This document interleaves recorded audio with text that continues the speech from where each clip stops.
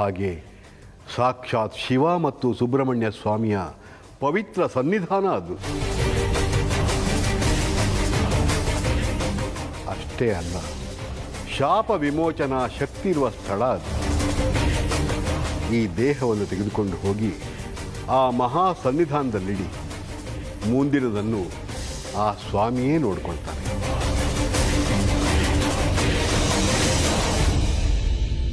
ಯಾವುದೇ ಕಾರಣಕ್ಕೂ ಇವುಗಳನ್ನು ನಾಶ ಮಾಡುವುದಾಗಲಿ ಸುಡುವುದಾಗಲಿ ಮಾಡಬೇಡಿ.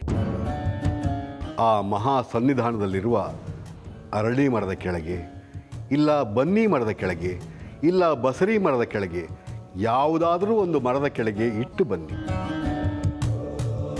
ಮುಂದಿನದೆಲ್ಲ ಆ ಶಿವನಿಚ್ಛೆ.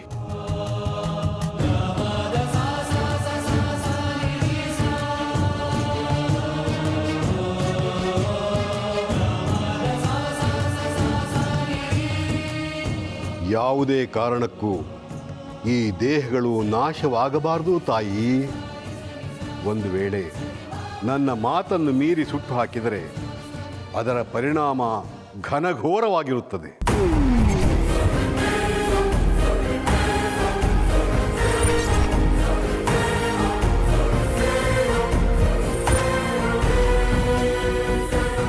ಈ ದೇಹಗಳು ಈ ಮನೆಗೆ ಬಂದು ಸೇರಿಕೊಂಡಿದೆ ಅಂದರೆ ಏನೋ ಮಹತ್ತಾದ ಕಾರಣ ಹೊಂದಿದೆ ಅಂತ ಅರ್ಥ.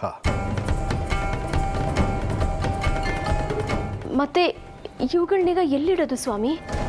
ದೇವರ ಮನೆಯಲ್ಲಿಟ್ಟು ಪೂಜೆ ಮಾಡಿ. ನಾಳೆ ಬೆಳಗ್ಗೆ ನೀವು ಪ್ರಯಾಣ ಮಾಡುವಾಗ ಇವುಗಳನ್ನು ತೆಗೆದುಕೊಂಡು ಹೋಗಿ ನಾನು ಹೇಳಿದಂತೆ ಮಾಡಿ. ತಾವು ಹೇಳ್ದಾಗೆ ಮಾಡ್ತೀವಿ. ಒಟ್ಟಿನಲ್ಲಿ ನಮಗೆ ಬಂದಿರೋ ಸಂಕಷ್ಟಗಳೆಲ್ಲ ಪಾರಾದರೆ ಸಾಕು.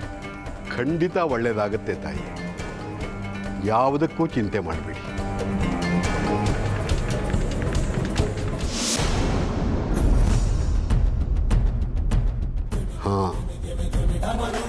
ಮತ್ತೊಮ್ಮೆ ಎಚ್ಚರಿಸ್ತಾ ಇದ್ದೀನಿ, ಯಾವ ಕಾರಣಕ್ಕೂ ಇವುಗಳನ್ನು ಸುಡಬೇಡಿ.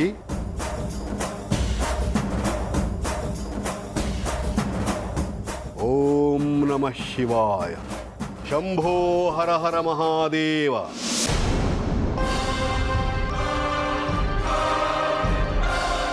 ಕಣ ಬಾ.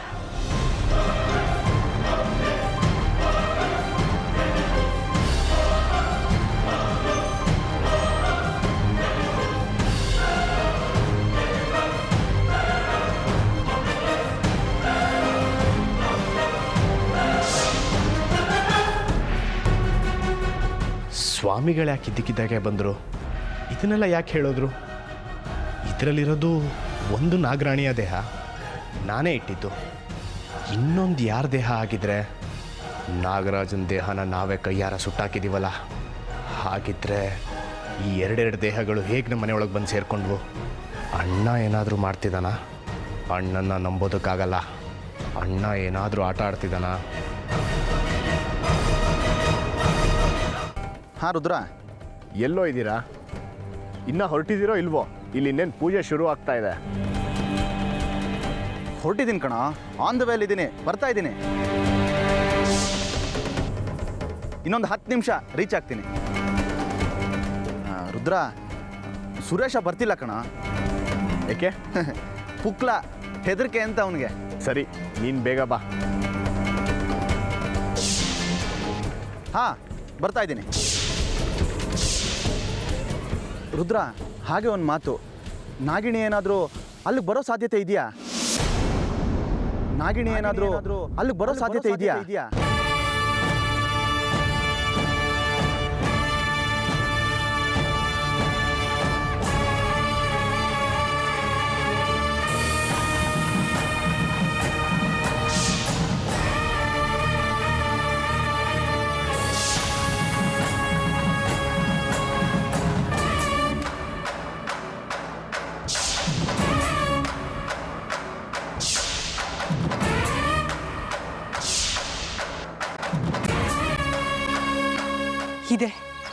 ಇದೇ ಧ್ವನಿ. ಅವತ್ತು ಅರ್ಜುನ್ ಅವ್ರ ಮನೇಲಿ, ಹೌದು ಅದೇ ಧ್ವನಿ. ಇವನೇ ನನ್ನ ಶತ್ರು.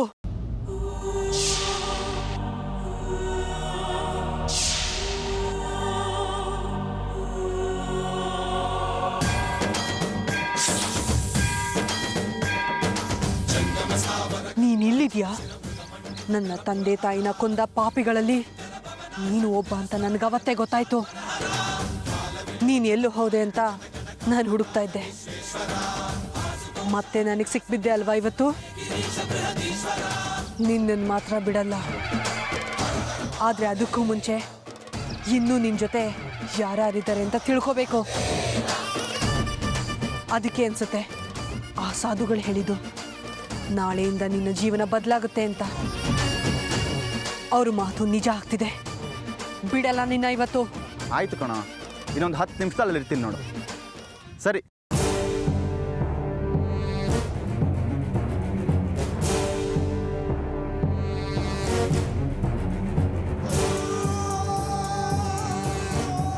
ಸರ್, ದುಡ್ಡು ಕೊಡಿ. ಬರಪ್ಪ ಇಲ್ಲೇ.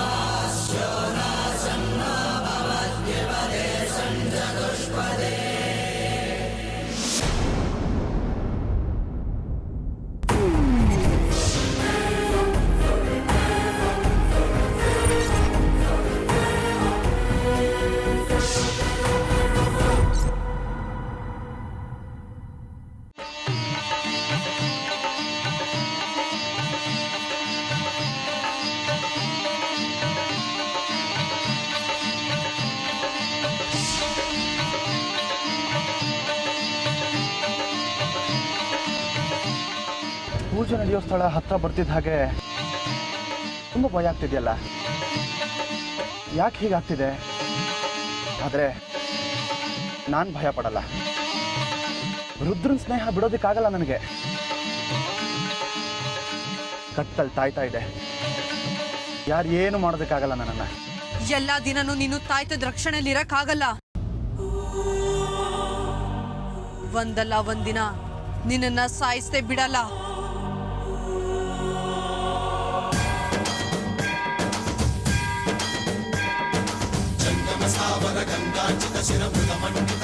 ಯಾರು ಇಲ್ವಲ್ಲ? ಏನದು ಧ್ವನಿ ಕೇಳ್ತಿತ್ತು? ಮೋಸ್ಟ್ಲಿ ನಾಗಿಣಿ ಬಗ್ಗೆ ಮಾತಾಡ್ತಿದ್ನಲ್ಲ, ಅದಕ್ಕೆ. ನಾಗಿಣಿನೇ ಮಾತಾಡಿರೋ ಥರ ಎಲ್ಲೋ ಭ್ರಮೆ.